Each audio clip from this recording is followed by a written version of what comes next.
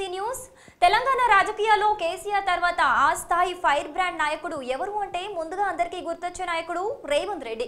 అసెంబ్లీలోనూ బయట రేవంత్ రెడ్డి మాట్లాడాడంటే అదొక సంచలనంగా ఉండేది.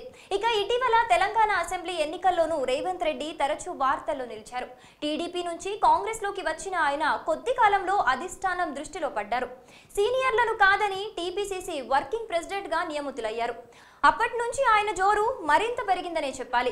పీసీసీ చీఫ్ తో సమానంగా రేవంత్ రెడ్డికి మీడియాలో ప్రాధాన్యత ఉండేది. తెలంగాణ ఎన్నికల్లో అధికార టీఆర్ఎస్ పార్టీతో, ముఖ్యంగా కేసీఆర్ అండ్ ఫ్యామిలీతో డి అంటే డి అన్నట్టుగా పోరాడారు రేవంత్. వార్తల్లో వ్యక్తిగా నిలిచారు.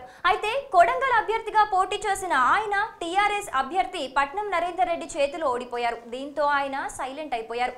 ఫలితాల రోజున ఓటమిని అంగీకరిస్తూ మీడియాతో మాట్లాడిన ఆయన మళ్లీ కనిపించలేదు. ఆయన ఇటీవలే మధ్యప్రదేశ్లోని టైగర్ రిజర్వ్ ఫారెస్ట్ ను కుటుంబ సమేతంగా సందర్శించారు. ఆ ఫోటోలు ఇప్పుడు సోషల్ మీడియాలోనూ చక్కర్లు కొట్టాయి. ఈ నేపథ్యంలో తాజాగా రేవంత్ రెడ్డి తీసుకున్న నిర్ణయం అందరినీ షాక్ కి గురి చేస్తోంది.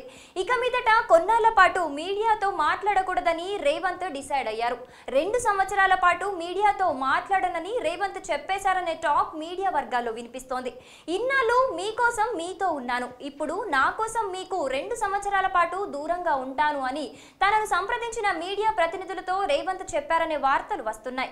అయితే రేవంత్ ఈ నిర్ణయం వెనుక బలమైన కారణం ఉన్నట్టు తెలుస్తోంది. ప్రజలు తెరాసని నమ్మిన నేపథ్యంలో ఇప్పుడే విమర్శలు చేయకూడదని, 2 ఏళ్ల పాలన చూసిన తర్వాత ప్రభుత్వ వైఫల్యాలను ప్రజల్లోకి తీసుకువెళ్లాలని ఆయన భావిస్తున్నట్టు తెలుస్తోంది.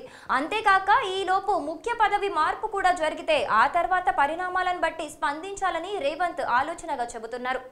సో ఇలాంటి ఇంట్రెస్టింగ్ పొలిటికల్ అప్డేట్స్ చూడాలనుకుంటున్నారా? సో వెంటనే టీఎఫ్సీ న్యూస్ ఛానల్ సబ్స్క్రైబ్ చేసుకోండి. ఈ వీడియో మీకు నచ్చినట్లయితే లైక్ చేయండి, షేర్ చేయండి, మీ అభిప్రాయాన్ని కమెంట్ చేయండి.